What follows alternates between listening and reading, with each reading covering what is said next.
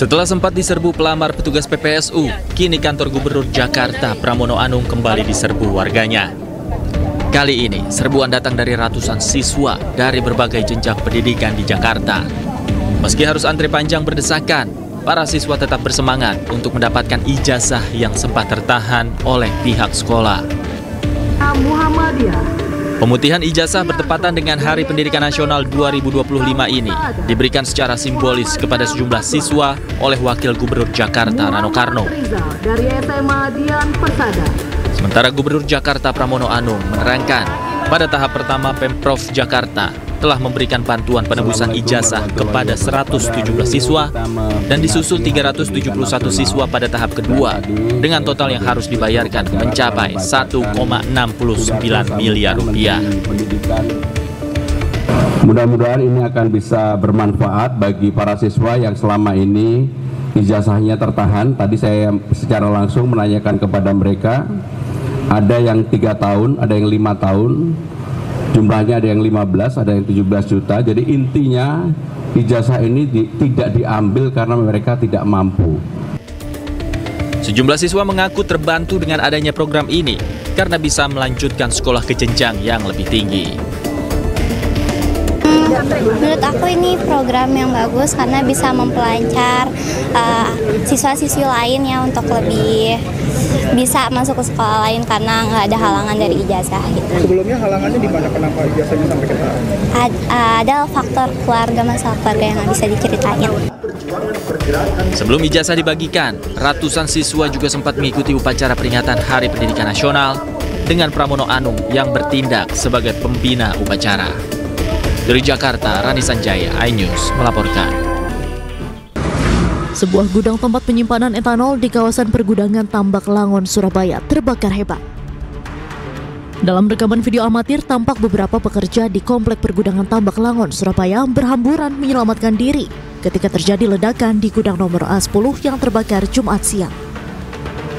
Api yang berkobar dengan cepat menghanguskan seluruh gudang beserta isinya, yang di dalamnya terdapat puluhan drum yang diduga berisi bahan kimia etanol. Seorang saksi mata mengatakan saat awal terjadinya kebakaran terdengar 5 kali suara ledakan dan yang paling besar terdengar pada ledakan terakhir. Bahkan saat meledak, atap dari bangunan terbang hingga tersangkut pada kabel listrik yang ada di depan gudang. Ya, pertama ledakan dulu. Ya, berapa kali itu? Baru orang-orang semua keluar. Belum tahu itu ada kebakaran. Ledakannya berapa kali? Beberapa kali. Sementara itu, untuk memadamkan api, sebanyak 18 mobil pemadam kebakaran diterjunkan. Siang hari ini, jadi kita tadi menerima telepon dari Command Center, kemudian teman-teman langsung melakukan pergerakan menuju ke lokasi. Jadi yang terbakar adalah etanol ya, etanol itu semacam seperti alkohol. Jadi alhamdulillah tidak ada perambatan ya, teman-teman tadi dengan sigap melakukan pemadaman, jadi tidak ada perambatan. Sampai sekarang ini masih kita berlangsung melakukan pemadaman. Kayaknya gudang penyimpanan, karena tadi itu infonya itu begitu kita masuk itu ada tangki, dia melakukan pengisian ke tong-tong tangki, dari tangki mengisi ke tong-tong drum-drum yang ada di situ. Tidak ada korban jiwa dalam kejadian ini, namun ada 3 unit sepeda motor yang terbakar. Kerugian yang timbul ditaksir mencapai miliaran rupiah. Dari Surabaya, Jawa Timur, Sony Hermawan, iNews melaporkan.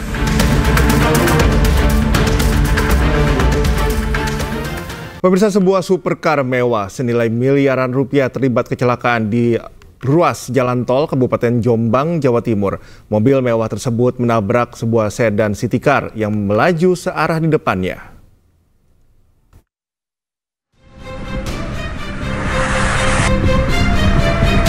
Supercar senilai miliaran rupiah ini terpaksa dievakuasi usai terlibat kecelakaan di ruas jalan tol Kabupaten Jombang, Jawa Timur, tepatnya di KM 697B.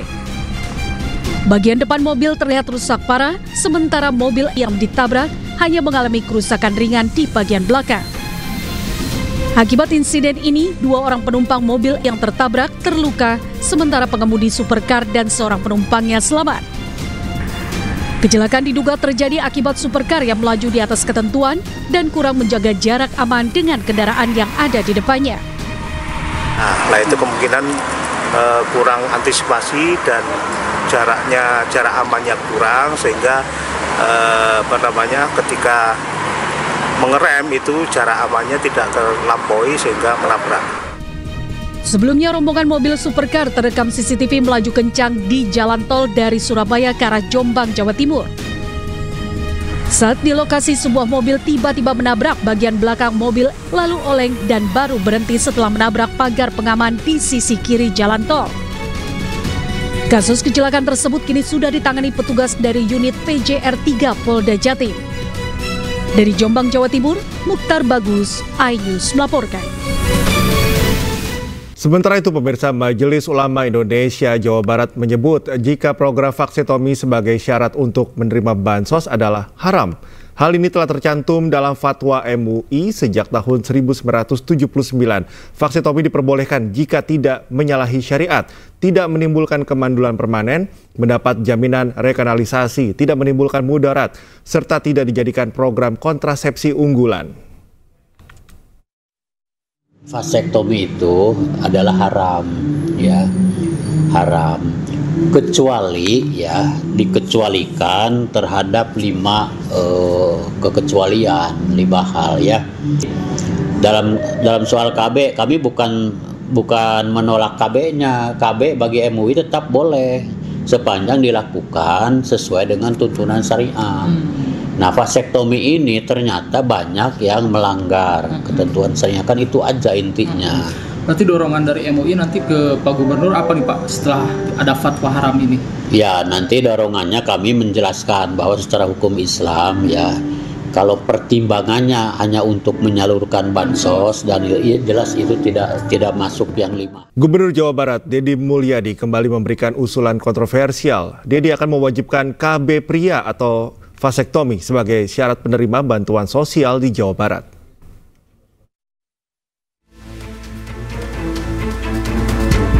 Gubernur Jawa Barat Deddy Mulyadi menyampaikan rencana kebijakan agar vasektomi atau KB pria menjadi syarat penerima bantuan sosial masyarakat prasejahtera di wilayahnya. Rencananya warga Jawa Barat harus terdaftar dalam kepesertaan keluarga berencana atau KB sebagai prasyarat dalam penerimaan bantuan sosial. Nantinya beasiswa pendidikan hingga program bantuan sosial dapat disalurkan oleh Pemprov Jabar. Usulan ini disampaikan oleh Gubernur Jawa Barat Deddy Mulyadi, tujuannya supaya masyarakat dapat mengatur waktu kelahirannya sehingga dapat menekan angka kemiskinan di Jawa Barat. Deddy juga menegaskan prioritas KB dilakukan untuk pria supaya suami ikut bertanggung jawab dan tidak hanya membebani sang istri. Maka para penerima bantuan sosial, apakah nanti bantuan biaya kelahiran, bantuan rumah sakit, bantuan listrik, bantuan pangan non tunai, bantuan perumahan, bantuan tanah, ya saya harap bantuan beasiswa untuk anaknya, saya harapkan yang laki-lakinya loh, saya harapkan suaminya atau ayahnya yang ber-KB sebagai bentuk tanda tanggung jawab terhadap diri dan keluarganya. Jangan terus-terusan dibebankan pada perempuan. Vasektomi merupakan metode kontrasepsi KB pria berupa tindakan pengikatan dan pemutusan kedua saluran atau vas deferens sperma kanan dan kiri. Setelah menjalani vasektomi, cairan mani yang keluar tidak mengandung sperma sehingga tidak akan terjadi kehamilan. Vasektomi hampir 100% efektif dalam mencegah kehamilan. Di beberapa negara, prosedur ini dianggap sebagai pilihan pengendalian kelahiran yang aman dan efektif untuk pria. Tim Liputan iNews melaporkan. Kepolisian daerah Kalimantan Tengah membentuk tim gabungan untuk menangani kasus penyegelan perusahaan di Kabupaten Barito Selatan yang dilakukan oleh Oknum Ormas DPD Grip Jaya. Langkah tersebut diambil untuk memastikan penegakan hukum berjalan sesuai prosedur.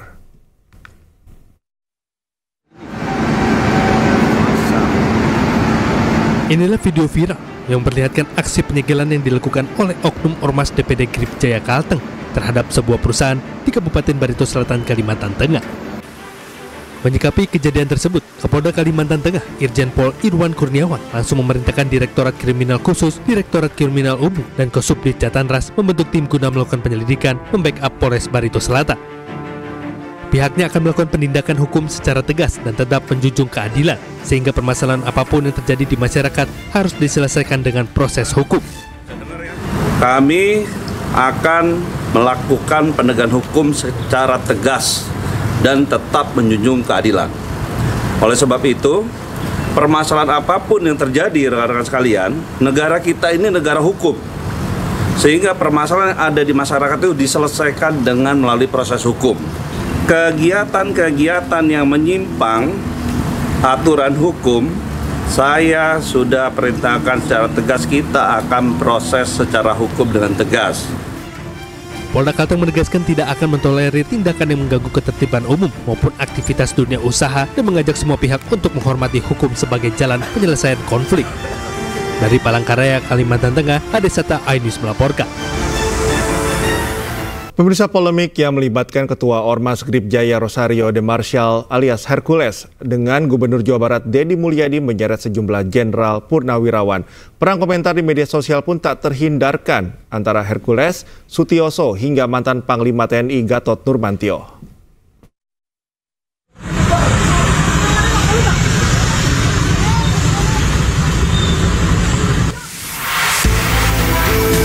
Pasca insiden pembakaran mobil polisi di Depok, Jawa Barat oleh anggota Ormas Gerakan Rakyat Indonesia Bersatu atau Grip Jaya pada 18 April lalu, sejumlah pihak pun berkomentar keras, diawali oleh Gubernur Jawa Barat Deddy Mulyadi yang menyebut negara harus melawan tindakan premanisme bila perlu sampai nol. Dan dipastikan juga bahwa premanisme harus semakin susut bila perlu sampai nol. Zero premanisme, dan kita tidak bisa melakukan kebijakan itu sekaligus hilang. Ucapan Deddy Mulyadi ini kemudian dibalas oleh juru bicara Grip Jaya, Rasman Arif Nasution. Dia mengultimatum Gubernur Jawa Barat tersebut untuk tidak bermasalah dengan ormas pimpinan Hercules itu. Pesan ketua umum kami, ya, kami tidak pernah ganggu Anda. Ormas saya juga tidak pernah ganggu Anda. Jadi jangan ganggu ormas dan jangan ganggu kami. Mantan Gubernur DKI Jakarta sekaligus Purnawirawan TNI, Sutioso ikut berkomentar terkait hal ini. Sutioso pun setuju jika ada revisi Undang-Undang Ormas. Saya sangat mendukung ya Pak Tito Mendagri mau merevisi Undang-Undang Ormas ini ya. Bukan tingkah laku mereka saja yang harus dievaluasi ya, tetapi juga cara berpakaian gitu. Saya itu tidak nyaman ya melihat ormas-ormas berpakaian yang terkesan lebih tentara dari tentara gitu kan. Pasukan khusus misalnya ya. Hercules yang mendengar kata-kata Sutioso pun tersulut. Ia bahkan menyebut Sutioso sudah bawa tanah. Pak Sutioso apain? Pak Sutioso itu udah nggak usah menyinggung-nyinggung ormas. Sudahlah, kalau saya bilang bahasa kayak mulutnya udah bau tanah. Ya, nggak usah nyinggung kita. Orang boleh takut sama Pak Sutioso, kalau saya nggak takut. Kalau dia menyinggung kita, saya bilang Anda mulutnya udah bau tanah, udahlah. Berdoa, meminta kepada Allah SWT, tinggal nunggu sementara mau dipanggil sama Allah. Pernyataan-pernyataan Hercules pun membuat mantan Panglima TNI Gatot Nurmantio gerak. Ingat, kau dulu TBU, kau bisa di Jakarta pakai apa? Sudah pengalaman juga yang bawa kamu ke sini. Kok ngomong seenaknya kayak gitu? Tidak sopan. Sudah jadi raja. Kamu itu kan preman, memakai pakaian ormas. Tak sampai di sini saja. Terbaru Hercules menyampaikan permohonan maaf ke Sutioso namun tetap menantang Gatot Nurmantio. Sutioso ya menyinggung masalah ormas gitu loh. Nah, tapi saya minta maaf untuk buat Pak Sutioso. Saya minta maaf kepada Pak Sutioso, minta maaf sebesar-besarnya kepada Pak Sutioso dan kepada anak cucu dan keluarga semua. Karena Pak Sutioso dari Komando Pasukan Khusus Baret Merah. Saya sangat hormat dan saya sangat kagum sama beliau. Atas kesalahan saya kemarin salah mengucap itu, saya minta maaf sebesar-besarnya. Sampai ke cucu-cucu aku minta maaf. Tapi Gatot, saudara Gatot, Nurmantio, Anda, saya tidak takut sama Anda. Saya tidak menghargai Anda. Hercules mengaku tidak terima disebut Gatot melakukan premanisme. Dia juga merasa tidak memiliki salah terhadap mantan Panglima TNI tersebut. Tim Liputan iNews melaporkan. Pemirsa, 2 dari 39 siswa yang menjalani pendidikan disiplin di Markas Resimen Armet 1 Purwakarta, Jawa Barat mengikuti ujian sekolah. Selain didampingi oleh guru sekolah, anggota TNI juga ikut memantau jalannya ujian.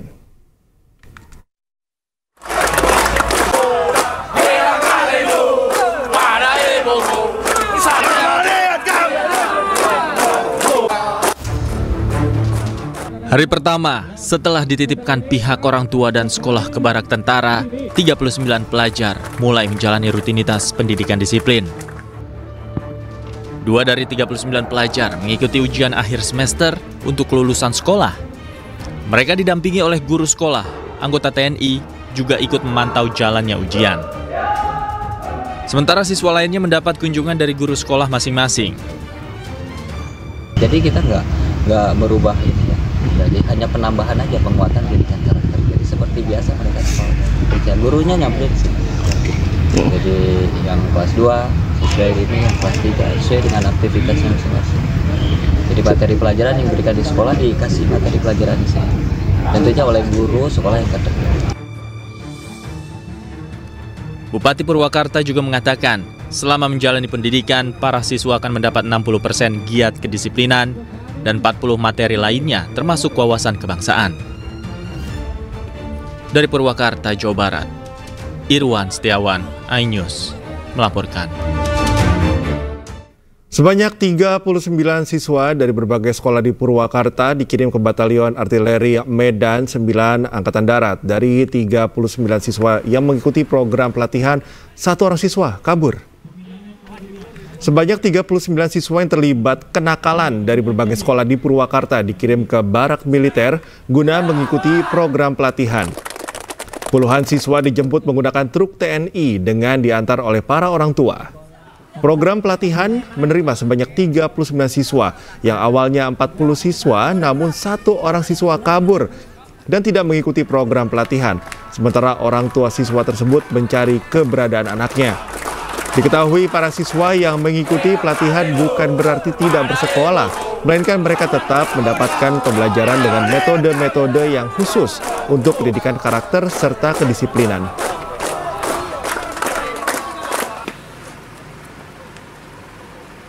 Gubernur Jawa Barat Deddy Mulyadi meyakini pendidikan militer untuk memperbaiki fenomena kenakalan remaja sudah memiliki payung hukum sendiri. Hal tersebut dikarenakan anak-anak tersebut diserahkan langsung oleh orang tuanya yang sudah tak sanggup memberikan pendidikan di rumah.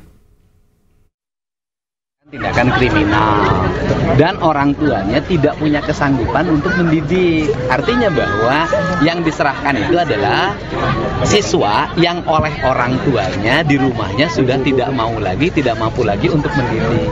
Jadi kalau orang tuanya tidak menyerahkan, kita tidak akan menerima. Mekanismenya sudah kan Purwakarta sudah memulai kemarin. Itu kan orang tuanya datang ke dinas pendidikan, kemudian ke bupati, kemudian berkumpul di Kodim, kemarin kan langsung dimasukin ke barak Setirayuda ya, Resimen 1 Setirayuda Kostrad. Dan mereka sangat happy saya lihat hari ini.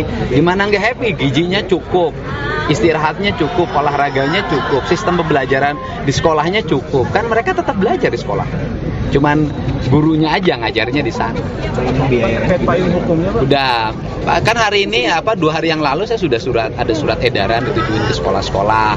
Nah kemudian kalau bicara payung hukum kan yang menyerahkan orang tuanya dalam bentuk surat keterangan bermaterai. Artinya bahwa pemerintah daerah, kemudian jajaran TNI Polri itu mengelola anak-anak, mendidik anak-anak yang dititipkan oleh orang tuanya. Itu juga sudah payung hukum. Kalau pembiayaannya nanti dari ya sementara ini saya support, Bupati juga support dari biaya operasional mereka ya. Bupati Purwakarta itu dari biaya operasional dia support. Tetapi mungkin nanti di perubahan anggaran dimasukin dalam sistem. Kan yang penting jalan dulu. Misalnya begini deh, mereka butuh makan, masa kita nggak bisa ngirim makan sih? Pemda provinsi juga bisa ngirim makan tiap hari, nggak ada masalah. Pak Gub, hingga saat ini udah berapa siswa Pak Gub yang sudah masuk? Kalau kemudian yang di Purwakarta 39. Yang Purwakarta hari ini di sini berapa Pak Kadis? 30 Pak. Di sini 30. Di Kota Bandung ya Pak? Di Kota Bandung 30. Pak, ada rencana buat siswa yang agak gemulai Pak, seperti apa ke depannya? Ya kita satu-satu dulu deh. Ya satu-satu dulu. Memang ada tuh di komentar di media sosial, Pak Gubernur, anak-anak yang gemulai suruh pendidikan militer biar tegap. Ya bisa saja gitu loh. Yang penting kan ini fokus dulu deh. Yang bikin resah karena kriminalnya udah pembunuhan lah, gimana sih? Untuk konsepnya udah dikonsultasikan dengan KPAI? Kita kan pendidikan ada konsep gimana? Kan sekolah sudah punya kurikulumnya masing-masing. Kan ini yang bergerak, yang menyerahkan juga kepala sekolahnya. Mereka kan sudah ada kurikulum, terus problemnya apa sih? Dari sisi aspek pelindungan anak kan nggak ada problem. Saya gini deh, Paskibra dilatihnya sama siapa? TNI. Terus kemudian kita ada sekolah SMA loh, yang di dalamnya sistem pendidikannya dikelola oleh tentara. Sekolah Taruna Nusantara. Kan sistem pendidikannya model militer, semi militer. Jadi bukan hal baru gitu loh, bukan. Kemudian apa sih yang dihasilkan anak-anak Taruna Nusantara? Anak-anak yang sehat, anak-anak yang cerdas, anak-anak visioner. Walaupun sekolah umum juga banyak yang sangat visioner, tetapi proses ketahanan dan kebugaran tubuhnya berbeda. Pak, tadi ada larangan bawa HP dan motor, Pak. Untuk anak Mulai SMP. kapan, Pak? Anak SMP, per hari ini anak SD dan SMP tidak boleh bawa motor dan HP. Untuk anak SMA, itu yang belum cukup umur tidak boleh bawa kendaraan bermotor. Kan itu undang-undang lalu lintas. Selama ini penegakannya tidak bisa berjalan. Kenapa? Ada keraguan tindakan di lapangan. Wali Kota Depok, Supian Suri, tengah menjajaki program pendisiplinan ala militer untuk siswa nakal. Sementara itu, Gubernur Jakarta, Pramono Anung, menegaskan bahwa Jakarta memiliki kebijakan sendiri. Purwakarta nanti seperti apa, mudah-mudahan juga bisa kita implementasikan di Kota Depok. Ada dua kemungkinan. Pertama, kita buat lagi seperti yang dilakukan di sana, atau kita bergabung saja. Mudah-mudahan kan nggak terlalu banyak jumlah yang masuk kategori itu, sehingga kita cukup mengirimkan, kita ikut pembiayaan biar nggak terlalu harus buat punya sekolah masing-masing. Mudah-mudahan nanti kita lihat, saya masih dengan Bapeda dan teman-teman masih menjajaki apakah kita perlu bangun sendiri atau buat sendiri, atau kita cukup mengirimkan saja kalau ada anak-anak. Mudah-mudahan sih. Jakarta punya kebijakan tersendiri. Terima kasih. Wassalamualaikum warahmatullahi wabarakatuh. Menteri Pendidikan Dasar dan Menengah Abdul Mukti menolak berkomentar terkait program Gubernur Jawa Barat Deddy Mulyadi terkait pembinaan anak nakal dengan mengirim ke barak militer untuk dilakukan pembinaan. Beberapa sekolah di Jawa Barat sudah menerapkan wamil bagi anak yang nakal gitu, Pak. Aduh, saya no comment ya soal wamen ya. Soal wamil saya no comment, mohon maaf ya. Terima kasih ya. Terima kasih semuanya. Terima kasih. Presiden Prabowo Subianto mendukung penuh rancangan Undang-Undang Perampasan Aset. Prabowo juga mendorong agar RUU Perampasan Aset segera dibahas di Dewan Perwakilan Rakyat. Republik Indonesia Prabowo Subianto.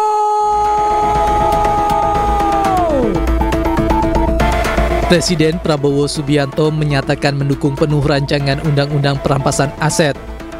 Hal tersebut disampaikan Presiden Prabowo di hadapan ratusan ribu buruh saat peringatan May Day di kawasan Monas, Jakarta Pusat, Kamis kemarin. Prabowo pun mendorong agar RUU Perampasan Aset segera dibahas di Dewan Perwakilan Rakyat.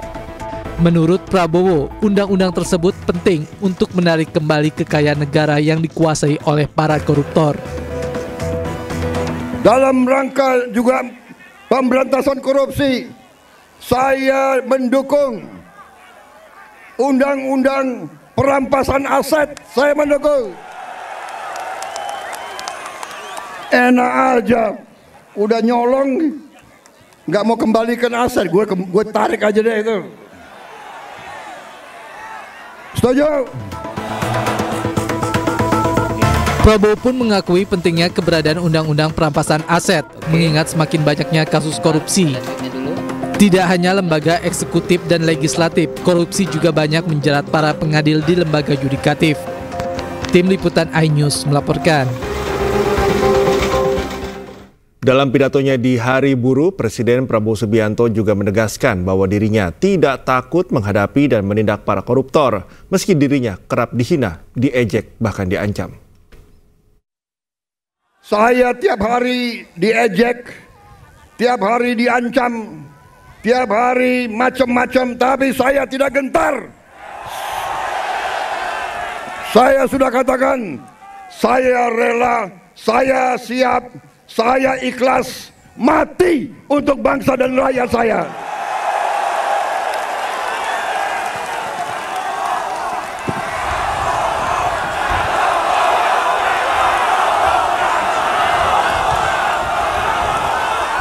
Saya sudah sampaikan, hai kalian-kalian yang di dalam lembaga-lembaga pemerintah, kalian digaji oleh rakyat. Saya katakan, hentikan korupsimu.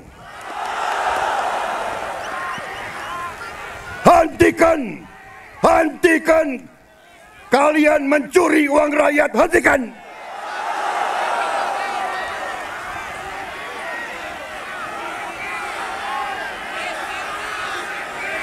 Dan saya minta dihentikan secepat-cepatnya.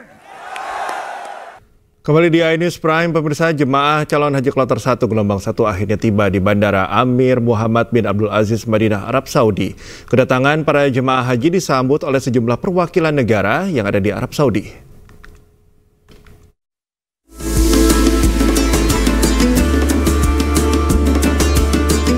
Senyum penuh syukur mewarnai kedatangan jemaah calon haji Indonesia di Bandara Amir Muhammad bin Abdul Aziz Madinah, Arab Saudi. Jemaah pertama yang tiba antara lain dari embarkasi Jakarta Pondok Gede yang mendapat pelayanan fast track guna mempermudah dan mempercepat pergerakan jemaah. Para jemaah calon haji disambut oleh sejumlah perwakilan negara di Arab Saudi. Usai penyambutan, para jemaah selanjutnya menuju ke bus yang telah disediakan oleh petugas haji, bergeser ke penginapan masing-masing di kawasan Masjid Nabawi.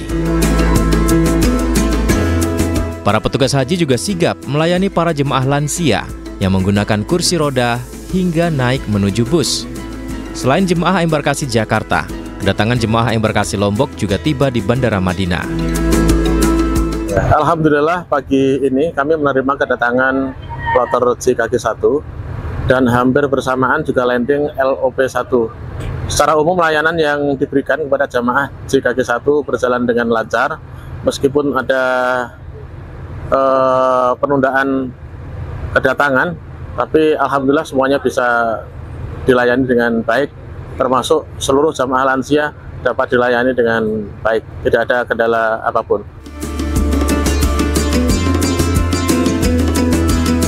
Pemberangkatan jemaah haji Indonesia rencananya dilakukan bertahap mulai 2 hingga 16 Mei 2025. Dari Madinah, Arab Saudi, Gigi Irfan, iNews melaporkan. Dan untuk mengetahui informasi selengkapnya, para jemaah calon haji di Arab Saudi, kami sudah terhubung dengan rekan Gigi Irfan. Assalamualaikum Gigi, apa saja kegiatan jemaah calon haji kloter pertama usai tiba di Madinah hari ini? Waalaikumsalam, Cikal dan pemirsa. Kedatangan ratusan jemaah haji Indonesia di Arab Saudi membuat Bandara Amir Muhammad bin Abdul Aziz mulai pagi tadi sangat padat oleh jemaah calon haji dari tanah air.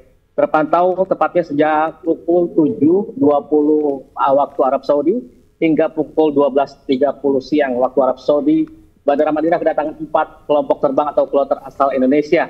Antara lain pada pukul 7.20 pagi, 2 kloter bersama kloter embarkasi Jakarta Pondok Gede atau JKG1 dengan 393 jemaah dan kloter embarkasi Lombok LOP1 dengan 393 jemaah.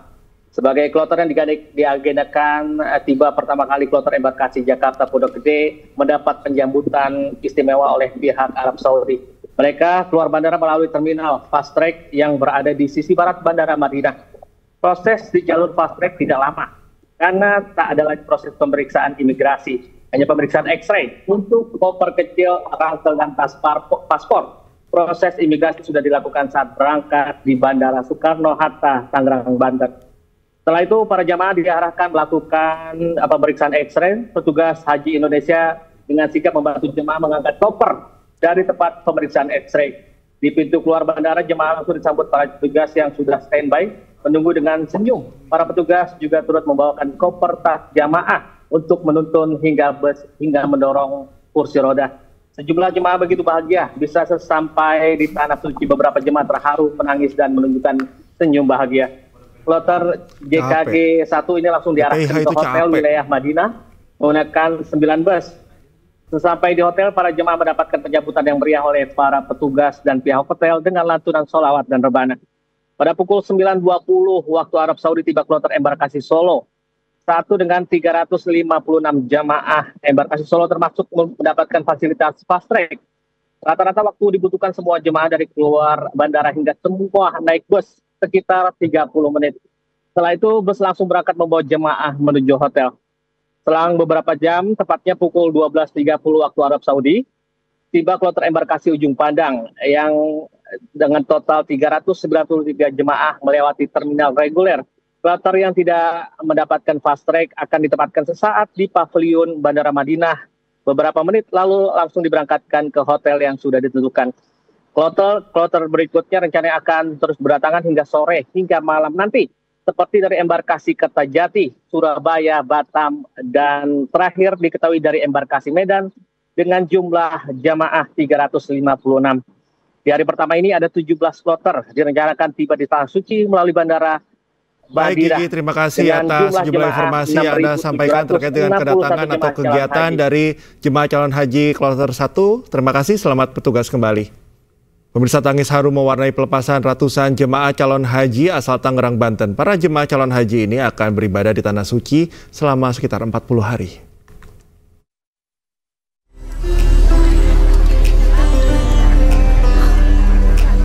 Suasana haru menyelimuti pelepasan calon haji asal kota Tangerang di pelataran Masjid Raya Al-Azom, kota Tangerang. Ratusan keluarga tak kuasa menahan tangis saat melepas keberangkatan orang tercinta menuju Tanah Suci. Sebanyak 393 calon haji yang tergabung dalam kloter 1 Provinsi Banten atau kloter 2 nasional secara resmi dilepas Wakil Gubernur Banten dan didampingi Wali Kota Tangerang menuju Asrama Haji Pondok Gede, Jakarta. Pelepasan ini menjadi momen yang penuh haru, mengingat sebagian besar jamaah telah menunggu selama bertahun-tahun untuk bisa berangkat ke Tanah Suci. Kita juga sudah melakukan kolaborasi sama provinsi dan pusat berkaitan dengan persiapan asrama haji yang ada di asrama haji provinsi yang ada di Kota Tangerang, kaitan dengan jalan. Provinsi juga kemarin sudah melakukan peninjauan juga, baik jalan Asimasari maupun jalan masuk ke dalam termasuk tempat parkir. Sebagai informasi, total calon jemaah haji asal kota Tangerang pada tahun ini berjumlah hampir 1.950 orang yang akan diberangkatkan secara bertahap. Dari Tangerang, Banten, Sukron Ainus melaporkan. Pemirsa, seorang kakek berusia 92 tahun menjadi calon jemaah haji tertua di Kota Semarang, Jawa Tengah pada musim haji tahun ini. Sang kakek diketahui mendaftar haji sejak tahun 2012 dan telah menunggu selama 13 tahun.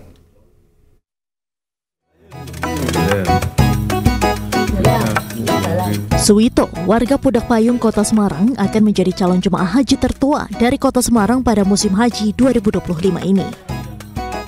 Ia berusia 92 tahun dan telah mendaftar sejak tahun 2012. Suwito telah menunggu selama 13 tahun untuk menunaikan rukun Islam yang kelima. Semula, Suwito hendak berangkat haji bersama istrinya, namun karena istrinya sakit, keberangkatan ke Mekah digantikan oleh putrinya sebagai pendamping. Darmi Jati, anak Suwito, mengungkapkan bahwa ayahnya harus menggunakan kursi roda selama beraktivitas dan saat menunaikan haji. Namun Suwito tetap bersemangat untuk segera menunaikan ibadah haji. Semua persiapan telah dilakukan oleh keluarga Suwito, termasuk melakukan manasik haji yang digelar oleh Kemenak Kota Semarang. Saya kan kemarin sudah umroh, saya umroh kan orangnya sedikit ya. Saya bayangkan sewaktu umroh aja, saat dia lancar, kan besok ini pakai kursi roda. Jumlah jemaah calon haji di Kota Semarang sebanyak 1.496 orang yang terbagi dalam 4 kelompok terbang atau kloter. Mereka rencananya akan berangkat pada tanggal 8 dan 9 Mei 2025 mendatang. Dari Semarang, Jawa Tengah, Wisnu Wardana, Ainus melaporkan.